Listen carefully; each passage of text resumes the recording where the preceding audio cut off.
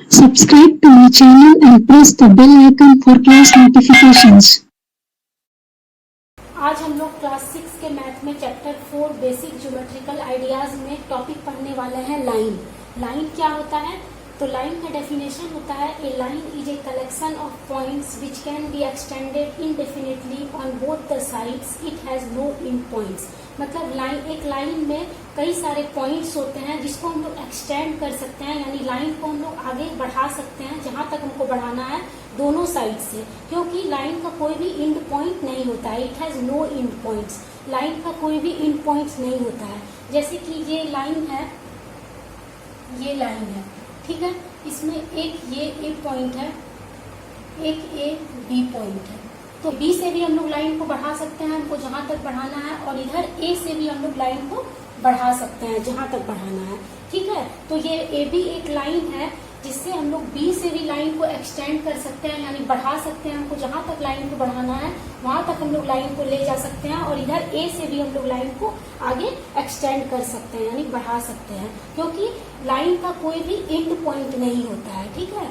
और लाइन को हमेशा हम लोग एरो से डिनोट करते हैं। एरो मतलब होता है कि हम लोग इसके आगे भी लाइन को बढ़ा सकते हैं, ठीक है। एरो का मतलब होता है कि हम लोग इसके आगे भी लाइन को इनफाइनाइट मतलब अनंत तक, जहां तक हमको ले जाना है लाइन को वहां तक हम लोग खींच सकते हैं, ठीक है। तो ये हो गया मेरा लाइन ए बी, ये हो गया मेरा लाइन ए बी, ठीक है। इसको हम लोग कैसे लिखते हैं? इसको हम लोग इस तरह से, इस तरीके से भी लिखते हैं। ए बी के ऊपर हम लोग एरो दे देंगे, ठीक है। ए बी के ऊपर हम लोग एरो दे देंगे, तो ये कहलाएगा लाइन ए बी, ठीक है। लाइन ए बी को हम लोग इस तरह से भी लिख सकते हैं। ए बी के ऊपर क्या देंगे? एरो दे देंगे। मतलब एरो का मतलब हुआ कि हम लोग बी दोनों साइड से लाइन को क्या कर सकते हैं? एक्सटेंड कर सकते हैं, बढ़ा सकते हैं, यानी बी से भी आगे हम लाइन को जहां तक हमको ले जाना है वहां तक ले जा सकते हैं, और ए से भी हम लोग लाइन को एक्सटेंड कर सकते हैं, यानी ले जा सकते हैं जहां तक हमको ले जाना है।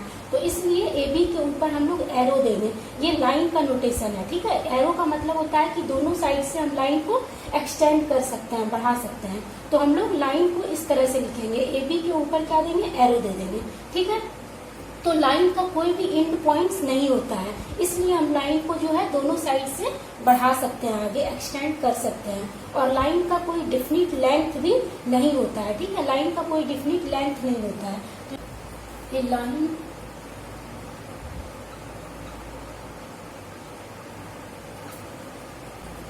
line does not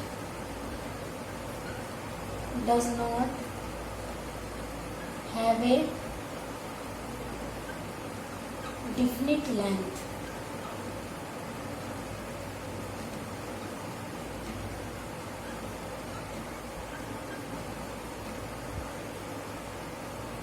लाइन का कोई भी डिफिनिट लेंथ नहीं होता है, क्योंकि लाइन को हम लोग जहां तक है वहां तक हम लोग लाइन को एक्सटेंड कर सकते हैं, यानी बढ़ा सकते हैं। तो इसलिए लाइन का कोई डिफिनिट लेंथ नहीं होता है, डिफिनिट लंबाई नहीं होता है, ठीक है। और it can not be measure, इसको हम लोग लाइन को मेजर भी नहीं कर सकते हैं।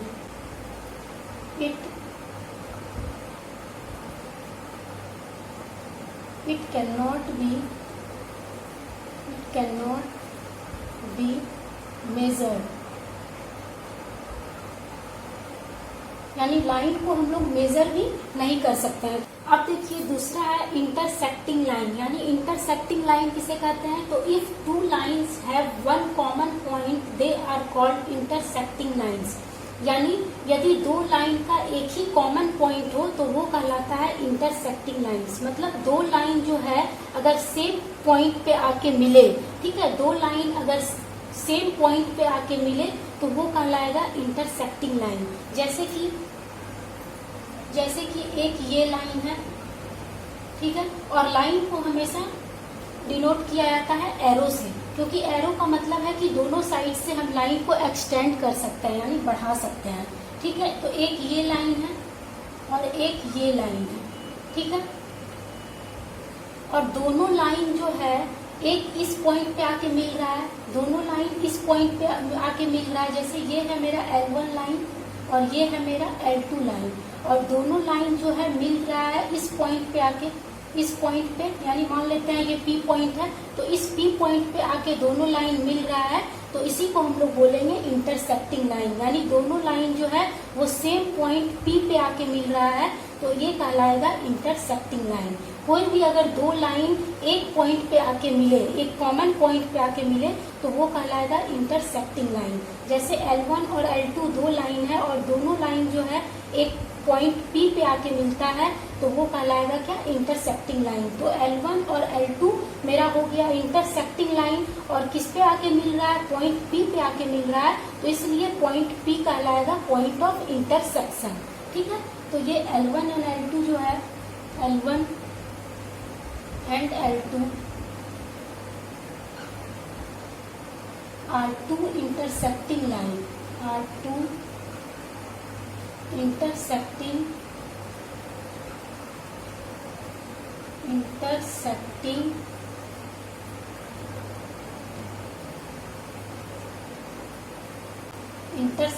Lines.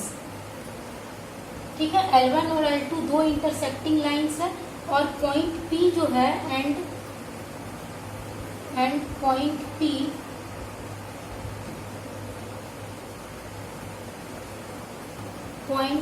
is called point of intersection, point of intersection।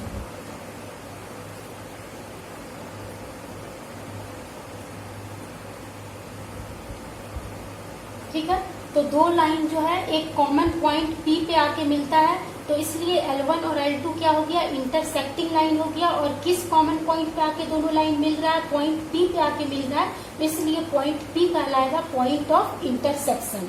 ठीक है, तो इंटरसेक्टिंग लाइन इसी को बोलते हैं कि अगर कोई भी दो लाइन जो है एक कॉमन पॉइंट पे आके मिलता है, तो उसको हम लोग बोलते हैं इंटरसेक्टिंग लाइन, और जिस पॉइंट पे आके मिलता है उस पॉइंट को हम लोग बोलते हैं पॉइंट ऑफ इंटरसेक्शन। ठीक है।